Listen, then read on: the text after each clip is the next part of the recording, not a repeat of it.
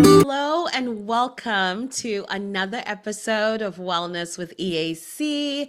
I am Nicole Guanzura. I am your host, and I love when we get on this podcast and converse about all things career wellness, our faith journeys, and how that intersects with our personal and professional journeys. If you are new here, welcome. So excited to have you. If you're returning, welcome back. I always happy to have you. You already know we've been going at this for a couple of weeks now, and it's always such a great time to talk about topics that you all are submitting, topics that I've just experienced in the world of career wellness. And then, of course, there are times when I want to bring in some guests and talk about different topics and hear about their stories and just humanize that experience. So maybe you're aspiring to a similar career, or you just want to know, right? Some of us, you know what, I want to know, how did that person get to where they are? I know it was not an overnight journey. And I think this is such an important conversation right now because today's episode is being recorded in May. And May, as you may know, is Mental Health Awareness Month. And so the conversations around this month are going to be focused on the mental health side of the wellness spectrum. And I'm so excited to have our guest today. We have Dr. Denise Anderson. She is a public health expert. She's going to tell you more about all the amazing things that she does. Her background, y'all, is just absolutely incredible. And you would never immediately guess from just how humble she is, how down to earth she is, just how incredibly accomplished this amazing woman is. So I want to turn the mic over to my guest, our expert for today, Dr. Denise Anderson. Dr. Denise, welcome to the show. Thank you so much. It is a pleasure to be here with you, Nicole, another amazing woman. Thank you. Thank you. I've really enjoyed connecting with you. For those of you who may not know, Dr. Denise and I connected through the power of networking, and we found some mutually interesting things about our work and the things that we're passionate about, and just kept the conversation going with such intention. And fast forward, we've been able to collaborate on work together. We've been able to just serve as encouragement and as a resource to each other. And, it's just a wonderful testament of what networking can do. And when you network with intentionality, you never know what's on the other side. So that's why I'm even more excited to have you. So, Dr. Denise, tell us about you. Tell us about your background. Tell us more about your education, your work. You have some incredible experience I want our audience to know more about. Thank you, Nicole. So my name is Denise Anderson, and I am a Jersey girl. I still reside in New Jersey, and I grew up in Newark, New Jersey. I am a daughter to two migrants from South Carolina to the north. My father worked at Ford Motor Company, but he retired from. He was also a veteran. And my mother worked at Allstate, the insurance company, where she also retired from. And so, bringing in, that historical context of, a daughter of migrants from the southern part of the United States to the north in search for, better opportunities, jobs, and how that has shaped the person that I am today. I am a mother to a rising freshman in high school. I'm a significant other. I'm a daughter, family member, friend, colleague, and all of the things in between, right? Yeah. Professionally, I have a bachelor's in human ecology with a concentration in dietetics. I went to the University of Maryland Eastern Shore, so HBCU there. I have a master's degree in public health, and I have a doctoral degree in urban systems, which is the study of the health and educational systems and how the environment intersect on urban populations. Additional professional experience is that I spent 3 years with the Centers for Disease Control and Prevention as a fellow. And I also was a fellow with the Eagleton Institute of Politics, in which I concentrated on legislative policymaking and had the opportunity to spend some time at the New Jersey State Legislature. Mm-hmm. I have been practicing as a public health practitioner for over 20 years. And I've had the unique pleasure of designing, implementing, managing, and monitoring public health programs at the local, state, and federal levels. That experience includes working at the New Jersey Department of Health during the COVID-19 pandemic, and as the state agency leading the pandemic response. I had the opportunity to build the department's first ever rapid mobile response team. Wow. And that team was designed to specifically bring the COVID-19 response to underserved communities. When I think about the way that we originally stood up resources for COVID-19, we were in a large parking lot of an institution in the suburbs. And so, for one, there was a lack of access if you didn't have a car or transportation. And even if by some reason you could walk up, we weren't providing testing if you weren't in a vehicle. And so these units brought the pandemic response to underserved communities. We were able to rove around to provide COVID-19 testing, connection to social support. And once the vaccines were available, we were able to offer the COVID-19 vaccine and a choice of vaccine, which was really important to me in terms of equity. Not offering, a vaccine that was considered inferior to a population that already had mistrust of the healthcare system. But making sure that anyone who decided to come and get a vaccine that day because they knew that we were going to be in the neighborhood, that we had whatever it was that they decided that they were going to receive that day. And so I'm also, I started my public health and healthcare consultancy firm in 2015, Denise Anderson and Associates. At that time, I never thought about working in the firm full time. It was a way to legitimize requests for consulting work and or speaking engagements. But 2 years ago, I decided to move into the firm full time. And so we offer organizational capacity development. We offer curriculum development and facilitation, which really lends to workforce development and research services. Some of the services that we have that are, applicable to all industries and not just health and human services are diversity, equity, and inclusion services, strategic planning facilitation, and we also offer grants writing coaching. So again, those are sector neutral services. I'll also say that I am serving on several boards at this time. And so I serve on the American Red Cross for Northern New Jersey board, and I co-chair their diversity, equity, and inclusion statewide committee. I also serve as president-elect for the New Jersey Public Health Association. And I chair the communications committee, and I am interimly co-chairing their diversity, equity, inclusion, justice, and belonging committee. And lastly, I sit on the board for the African American Chamber of Commerce of New Jersey.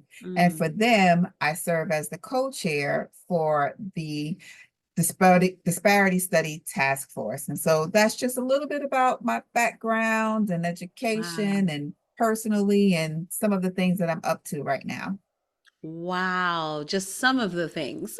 Some of the things, Right? just a Just scenario. some of the things. And Yes. here you are still, just um on a weekday morning, just giving your time to be on this podcast and share. And I think um what you just shared is a beautiful essence of why I love having guests like you on the show, because then people can understand like what's behind the scenes. There's so much Mhm. more than what we see on social media, than what a single post can do.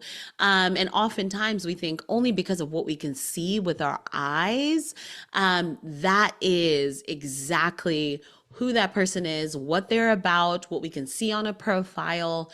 But there's so much, right? Because you talked about your background and coming from where your parents were and them working really hard to provide for you, to now your journey, right? Mhm. Working for some really really large names in your industry, and your education and the pursuit. I think it also is a great testament to um I want people to know that also when they're looking, whether they're looking into your services or they're tuning into your expertise, they see your name somewhere, they know you're a trusted resource. You don't just Yes. talk about it, you actually have the experience. You Yes. wouldn't be on these boards, you wouldn't be president elect of anything with no valid experience, you know? This So is true. thank you. I just want to give you your flowers, because this is so important that we're able to weed away some of the noise around experts and bring in actual experts. And that's why I love that question to start off. So I really appreciate just the detail you went into it. And I hope that there's somebody who can also see themselves in parts of that journey. And it hasn't been super linear, right? There's No. just some things you've done, experiences you've done, and where one of your colleagues might have taken a different journey, you are here now running your own consulting firm, from what started as you wanting to legitimize those consulting gigs and people asking for your expertise, to seeing where you could continue to impact that change and enact that change full time. So thank you. All that to say, thank you. Oh, you're welcome. Absolutely. So, in this season of life, I know that there's so much that you are doing, and there's so much you give of yourself, and there's rewards that are coming in through that as well. Um, I'd love to know, what are you most proud of in this particular season of life? What Yeah. is, just when you look and you're thinking, okay, I'm up today. I'm going to go in pursuit of my purpose and my desires. But this thing right here, this is a motivator for me. This thing right here, I'm holding on to because I'm really proud of it. Yeah. Yeah. I love the question, right? And my response is a very, it's a very broad response, but Mm. it's my truth, right? Yeah. And the truth is that I'm very proud of the woman, the mother, and professional in my field that Mm. I've become. Hmm. Um, it only comes with time and with experience. Mm. And when I am in different networks and people are reminiscing or thinking about going back to some previous time, some previous era, Hmm. Nicole, I have no desire to go back anywhere. Um, you know, Yeah. everything has happened for a reason, for a purpose. I'm able to see now that even if I didn't understand why something occurred the way that it did or when Mm-hmm. it did, I can say that I do now realize that it happened for a reason, and all of those Mm. things help shape the person that I am with all of the different hats that I wear. And Absolutely. so, I remember starting off in my field, and my first 10 years or so was really working in the space of HIV. Mm, And, over that 10 years, I became a subject matter expert in the field of HIV. And mm, then, the other, 20 other 10 plus years really has been spent as a generalist, knowing a little about a lot of things. mm, But I remember, because I'm a learner, going to mm, all of these conferences and just, admiring the speakers and mm, the panelists and feeling so nourished and motivated afterwards. And I'm in a season now where I am that speaker, I am that panelist. yes. And it's really important to be able to, motivate and support and empower Mm-hmm. other women specifically who look like us, Yes. to be able to, dream and aspire and strive towards those goals. And so those are the things that, make me the most proud at this point in time. There is a Sex in the City quote that I like to provide, right? Uh-huh. And that quote is something, because I don't have it directly in front of me, but it's something to the effect of, your 20s are to make the mistake, Mm-hmm. your 30s are to learn, and your 40s, and I'm inserting above, are to buy the drinks, right? So I say here to the 40s and above, being able to buy the drinks and Yes. help those who are willing to and would like to, learn the lessons, vent out and, aspire towards achieving their dreams. Mm. Oh, that is beautiful. That is beautiful. And there there's so many that will live in lament and wish they could turn back the hands of time. Mhm. And so many that would think that, okay, well, life was just that much better. And sadly, actually, I know someone who recently passed away and took their Mhm. own life, unfortunately. Wow. And when their friends were reflecting, they realized that this person would often post a lot of things from back in the day Mm. and things. And in the moment, they thought, oh, you need something new to post. There's nothing new to look forward to. But now, in hindsight, realizing that they were lamenting, they wanted the days gone by That's right. instead of seeing the possibilities that could come. Yes. Um, and so I really appreciate that because you have just given advice for several generations, That's several it. age groups. That's And right. it's nice. It's nice. There's I also hear oftentimes like life begins at 40 and I'm not there yet. I'm still a couple of years away from 40, but there's this something that's like, okay, I'm going to live out the rest of my 30s and enjoy the rest of my 30s because there's even more in my 40s. There's even more in my 50s. And just where I am, even in business, in life, there's so much more. So hearing it from you too is just another confirmation of how it just keeps getting better. It keeps getting better, Nicole. And, Yes. I was having a conversation with my mother. I can't remember. There was some Netflix series that I was watching. Uh-huh. And there were women in their golden years. They had all Hmm. gone out to a spa and was just talking about, kind of like the woes of aging and how things are different and changing. But one of them said something that really resonated with me. And I shared it with my mom. And I said, she said that everyone who's born has the opportunity to be young. Mm. but not everybody has the opportunity to age, and that is so Yes. true. And we look at the state that we're in, there's, it's less and less that there is a particular age where you can think about, your mortality. The Mm-hmm. things that used to happen, like, oh well, more likely for a heart attack or more likely for cancer at this particular age group. And yes, there are, some significant increases with age, but then again, there also are, a significant number of individuals that are, succumbing from, illness or, a fatal injury, intended or unintended. And my point Mm-hmm.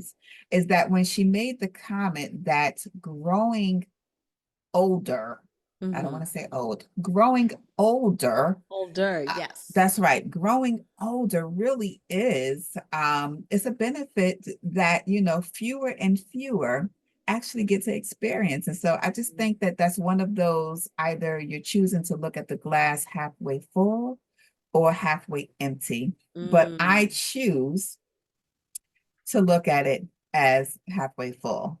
And, Yeah. I look forward to, my journey through the decades, God willing. So I love that. It's so important. It's all about choices and how we look at things. Every single day, how we take the time to cherish the moments that we do have, and cherish what you have going on today, and make the most of the resources that you have today. Not necessarily focusing too much on what happened yesterday. Learn your lesson from yesterday, carry it in today. that's Learn right. what you're doing today and carry it into to tomorrow. But because tomorrow is not guaranteed and today is what you have, it's a That's right. choice. That's right. It's a choice you have to make. So, all wise words. And I hope whoever is watching this has a notebook or can pause and, rewind, and is able to just take a couple of notes on that and share with us in the comments as well. What are your thoughts? What's some really Mhm. good sage advice you've also received about embracing life? That's right. Um, I'm just thinking too, as we're making choices, reflections on the past and moving forward, as you're thinking back, can you give me an example of a time you've had to overcome adversity in your journey? Absolutely. What comes to mind for me, and I think that it's such a relevant topic at this point in time, and it's Mm, grief. mm, I spoke about my my parents, and you know, I was a daddy's girl. mm, And I lost my father to a rare cancer, mm, more than like 15 years ago. I believe at mm. this point it was in 2009. And grief, right? Yeah. Working through a loss, Mm-hmm. trying to um, keep moving forward when you know that you're not yourself. You know that Yeah. you're not yourself. You don't feel yourself, regardless of what others see or what you're Mm-hmm. trying to put on, Mm-hmm. for others to try to get yourself past it.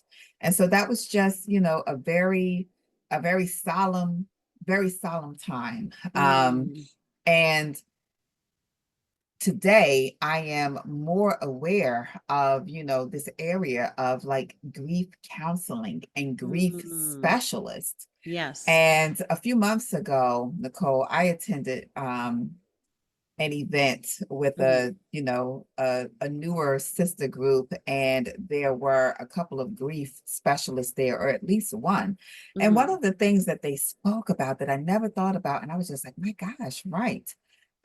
So let me pause there to say, we talk about in our lives, personally and professionally, whether people Mm-hmm. are in it for a season, a reason, or a lifetime. Yeah. And you and I, Nicole, have talked about in this business space in terms of clients, right? Mm-hmm. Sometimes having to, part ways with a particular client. Yes. But at this particular event, this grief specialist, she spoke about, it's one thing to grieve someone who has transcended. Hmm. They've left this earthly place. But what about when you have to grieve someone who is actually still here, but they're no longer Mm. in your life? Yeah. And so I had never even thought about my grief in that way. Mm. Yes, grieving the loss in terms of death, but Yeah. grieving a lost relationship, Yes. a relationship that you no longer decided, or they no longer decided, whatever, however Hmm. it went down, but that person is still here, but they are no longer in your life. And what does Yes. that type of grief look like? And so I Hmm. think that it is recognizing that. I love the space that you have in wellness, Hmm. because there is a stigma related to mental health specifically, Oh, yeah. in our community, in the Black community. Hmm. And I'm just such an advocate for it. We talk about it in a way of, when you hear people respond, like, I don't need to do that. I'm not crazy. Hmm. This, what is crazy? Hmm. And being open to seeking counseling is a very important thing to do. Yeah. When I talk about it, Nicole, I say to people, like, just think about it. How awesome is it to be able to speak to someone who is neutral in a Mm. situation, to Yeah. be able to, have a conversation and do a checkpoint, Mhm. on how it is that you're looking at it. Are you being neutral? What are some things Mm. that you can do if you need to work past something or get through it? Yeah. I say to audiences, like, how many of you have, family members and friends that, that are confidants, that you feel Mhm. safe to speak to about things? And, there are often people who will raise their hands, right? But Right. then I'll also say, but how about sometimes the people that you actually need to talk about might be those same people with their hands raised? That's it. That's Yeah. it, right? Yeah. And that is where having someone whom you can have that honest, open dialogue with, and to do a check into, where it is that, you might can be seeing some things differently, and where it Mhm. is that you may be struggling in the area, what you can do to move past it. And Yes. so grief and counseling and being open to it. This is not about being crazy or not being crazy. No. To normalize having a safe space to have conversations and be able to, co-plan and work through what you need to work through so that you can show up and be your best version of yourself for the people Exactly. who you love and the people who love you in life. Absolutely. Absolutely. That is so important. And first of all, from one daddy's girl to another, I'm very sorry for your Thank loss. you. I mean, there's so many things. I think that there's that old adage of like, for daddy's girls, like dad can do next to no wrong. He Yes. is, Yes. there's just a light. And so, that pain of loss is something that resonates, right? For a lifetime. But Mhm. how you deal with it, right, Yes. is the differentiator. And Yes. how that grief turns from being crippling to, well, how am I finding those resources? I appreciate that you talked about grief counseling, and that, the span of time that passes. I know people often say time heals, but I don't Mhm. believe that time actually heals. It's the actions that you enact during that time That's that will right. allow healing. That's Because right. if you just allow time while you're shriveled up in a corner, not allowing resources to support you, then time is never going to heal anything. That's right. At time, you'll just be in that same space for Yes. time, right? Yeah. Unless you're actionable, to your point. Exactly. Time will move, but you won't. Correct. So, I really appreciate that. And I think addressing that stigma too, it's so, so important because those regular check ins, having that third party When you think about, even for folks that are getting married, premarital counseling is important. If you're dating, get on the same page if you think that you want to have a lifetime together. The longer Yes, time you spend together, it doesn't magically make things better. that's right. um the more aspects, when children get involved, when other things, it could be buying a home, it could be getting a puppy.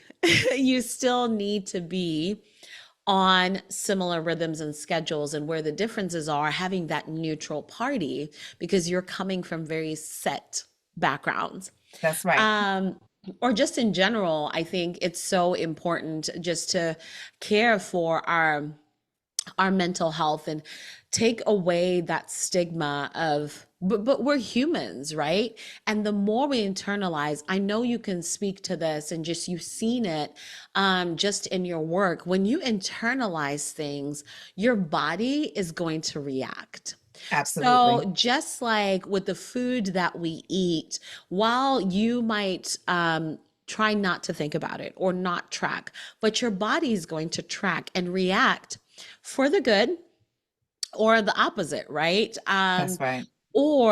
So those same things that are being fed to your mind, those thoughts that you're saying, I don't even know what it was, those stats about how many negative thoughts cross your head a day, and how much you have to counteract that with the positive thoughts. But what happens if you don't have someone sharing with you of how you can do that? I talk to people all the time. I'm like, well, if you're working, usually a lot of large corporations have those employee assistance programs, and you can get several mental health services for free. If you're a college student, you have counseling services on campus. Mm-hmm.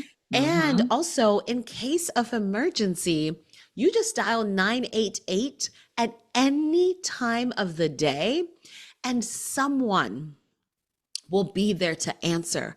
If you're Right. like the example you shared, the person you usually share with, if they're the ones that are putting you in an uncomfortable spot, or you just need to talk to somebody, that's what that crisis hotline is for. Whether you That's think it's a right. small thing happening, or if you are in the corner in the dark of your room, boo-hooing, no matter what age you are. You could be That's right. 65, you could be 18, you could be 12.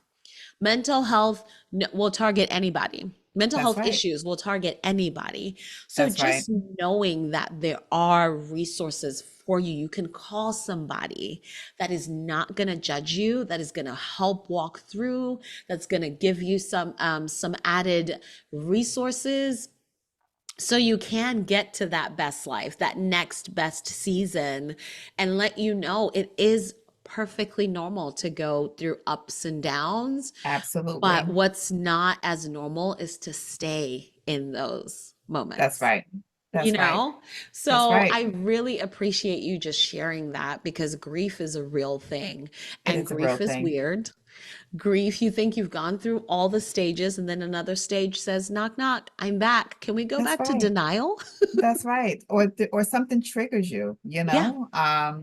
whatever that is, and it's recognizing it and seeking the help that you need to Yes. seek. And especially, in this post-COVID-19 pandemic era. Yeah.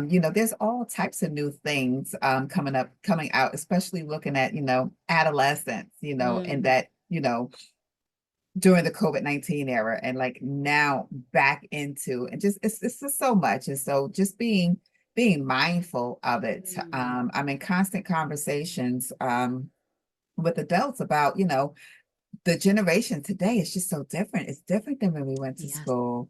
And not only just from a COVID-19 perspective, but even from the access to the internet and the social media platforms that were not there Yes. when we were in school. Right. And how, the embarrassment and the bullying, can, become viral. And it's not just like Yes. your school or your community or neighborhood, like the whole world sees it and it's not going anywhere. It's a Right. different type of pressure. And I'm just like, we have to listen to our Yes. to our youth. We can't poo-poo it. We can't minimalize it. We can't say it's just going to be okay. Just go to Right. bed. Everybody goes through it. Get You over can't. it, be a man Nope. about it, None of woman that. up, well, None of it. all That's the right. harmful things. Yeah. That's right. That's right. Absolutely.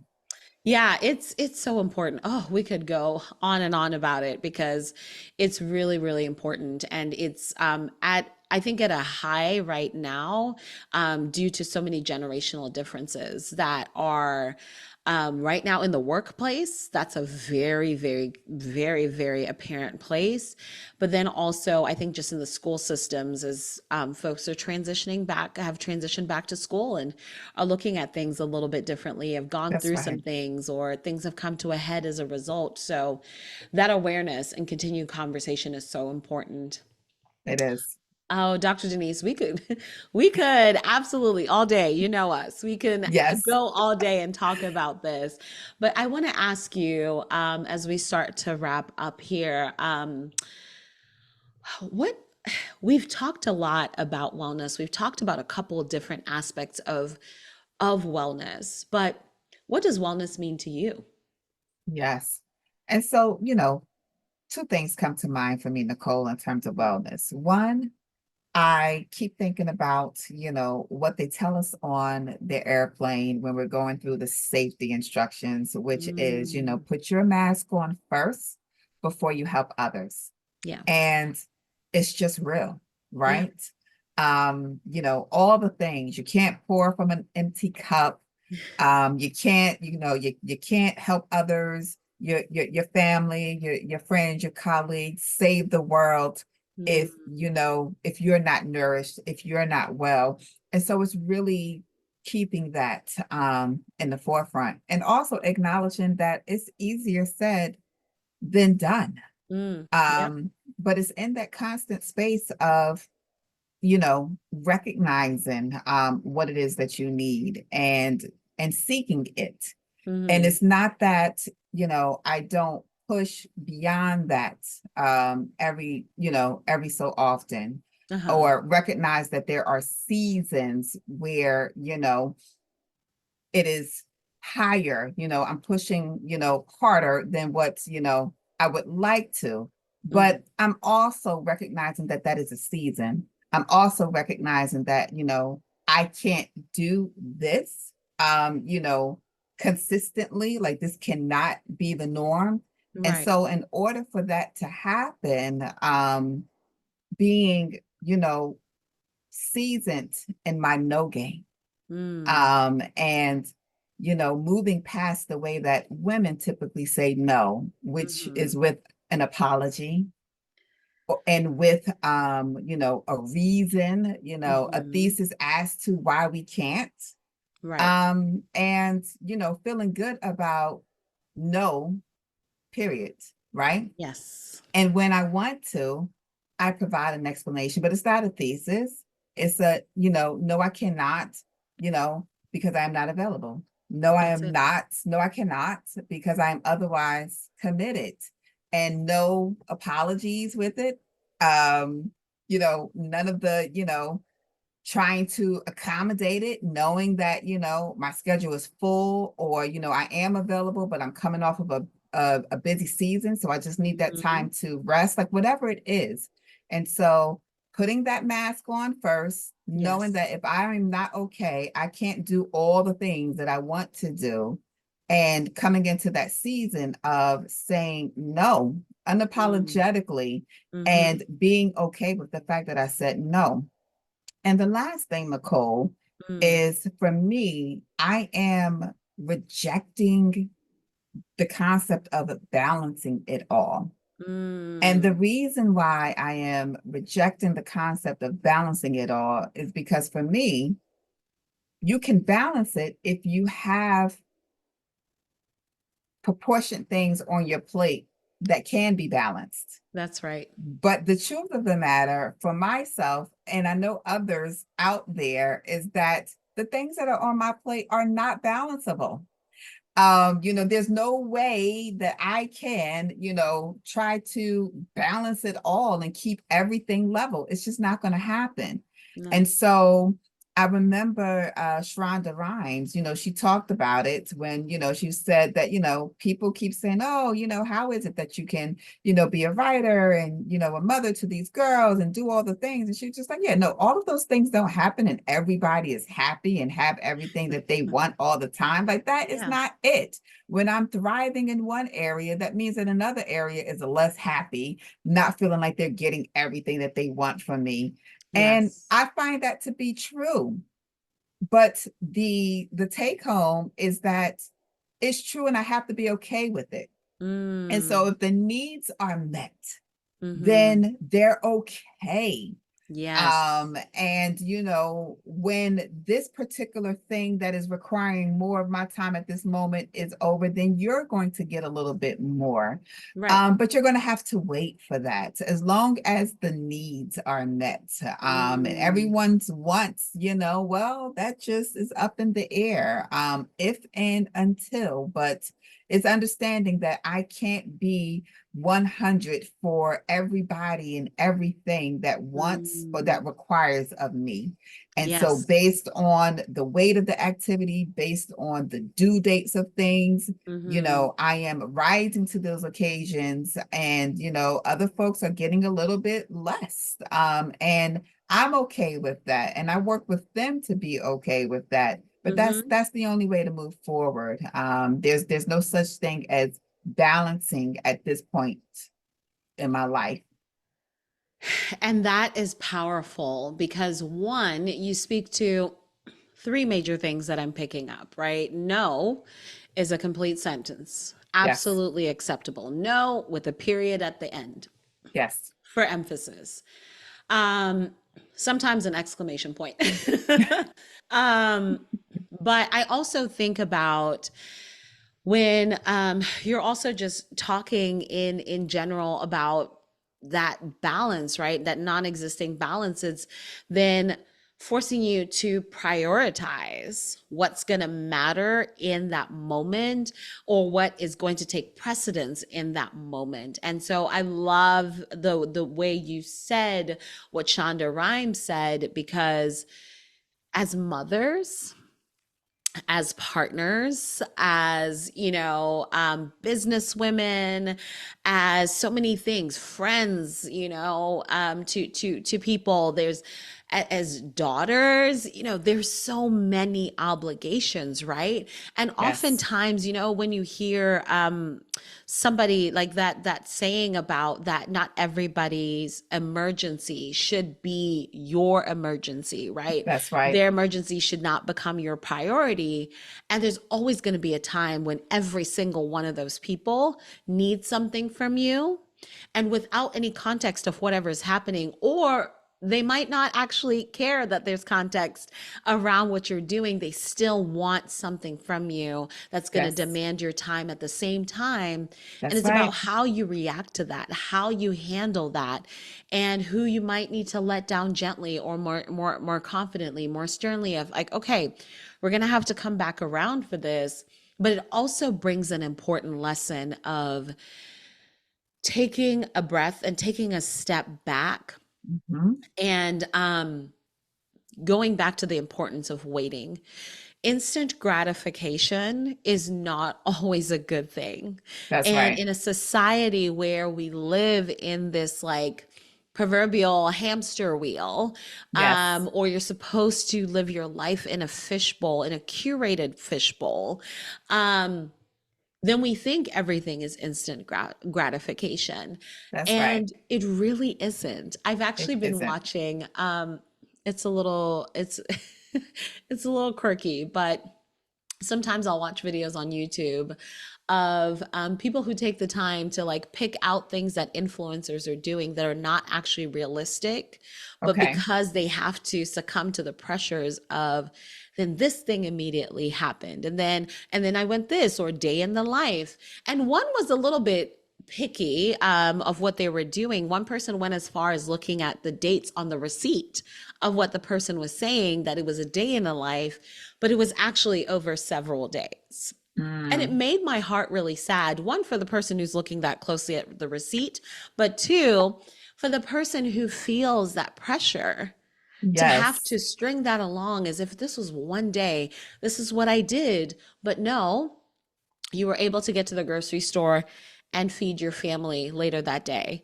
Or you went to the grocery store and had to buy takeout, which we often have to do because grocery shopping is exhausting. Because you're done. And by the time you put the stuff in the freezer and in the refrigerator and the canned goods, it's Yes, late. The kids are hungry, and you still needed to do takeout because prep, cooking, and washing the dishes just isn't an option at that point in time. And it's that's not. true.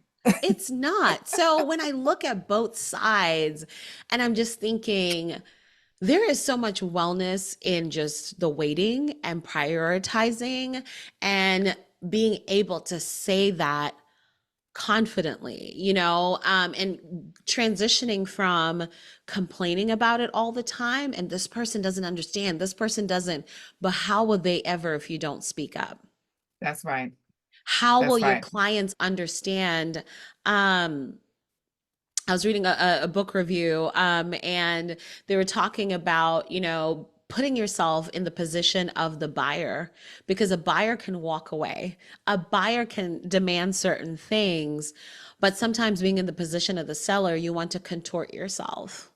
You want to make it work exactly so that it'll work out instead of saying, well, if I have to contort myself and make up illusions, maybe you're just not a good fit for me. Right. Yes, I That's know right. rent is due next week, but not all money is good money. And you might Exactly. not even pay me on time. Exactly. You That know, part. that part. So you have to be able to walk away and say no. So there's so many nuggets that are coming from that. And now I digress and take us on down a tangent. But I want our audience to still be able to connect with you, and learn more about your work in action and learn more about Denise Anderson and Associates and just be able to follow along your journey or connect with you for services that they didn't even know they needed until just now. So, how can people stay in touch with you?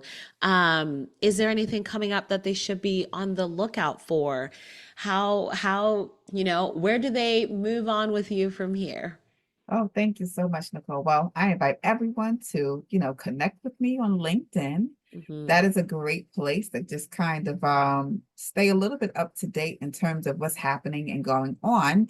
In terms of the services that I offer, I invite everyone to visit my website, drdeniseanderson.org, and that's drdeniseanderson.org. And the featured service that I'd like to leave the listeners with is my grant writing coaching series. And so it will be available soon, and it will get posted to the website. But I offer a cohort style of, helping people learn how to, write grants. Hmm. It is, a particular service that, always appears to be in high demand. It takes a Hmm. lot of time to write grants on behalf of other people, and it has a level of difficulty for organizations that you are not familiar with. So when I Hmm. thought about what may be my lane in this space is, how can I help more people be able to write grants on their own? And Yes. what I learned is that with my grant writing coaching series is that even if you don't write the grant on your own, but you're hiring a consultant, it's helpful for you to still understand the grant seeking and writing process, even if you're hiring Mm. somebody else, because your ability to understand it, it helps to improve the information Hmm. and data that you provide the consultants, because what you provide them is what they put out. And Yes. so the better quality of that you get of providing them what they need because of your understanding of the grant writing cycle, it Hmm. increases the competitiveness of either what, your consultant put out or what you put out from, attending the course. So the courses are offered weekly for 8 weeks. I have a cohort that is starting in July. The Hmm. registration will be available next week, May 15th. And so I'd say, check the website, look for that information that will be available soon. Okay, wonderful. That is amazing and much needed. I think there's so many organizations and small businesses that can benefit from grants, and there's so many grants that are out there. But having the right resources, empowering folks with the tools that they need to recognize what's going to be useful to them, how to make sure that their consultant is even a really good fit, that they're not being bamboozled, Yes. is so valuable. And you've seen so much, and your experience just it is so vast. I think this will be a really, really good. Um, this will be a really, really good course. So we'll link your website so that folks can come directly and connect with you. Follow her on LinkedIn. Dr. Denise, it has been a pleasure. Thank you, thank you, thank you for being here. You're welcome. And it's always a pleasure when I have the opportunity to spend time with you, Nicole. So thank you so much for having me on. Of course, of course. And thank you all for tuning in to another episode of Wellness with EAC. If you enjoyed this episode, please leave us a review. We are available on Spotify, on Apple Podcasts. If you want to see our faces, we are on YouTube, and just visually connect with us. Until next Wednesday, I urge you to stay well, stay connected, and just remember your life is so valuable and you are so worthy of going after those things that make you that much more excited to get after it in life. Take care and can't wait to see you again next week.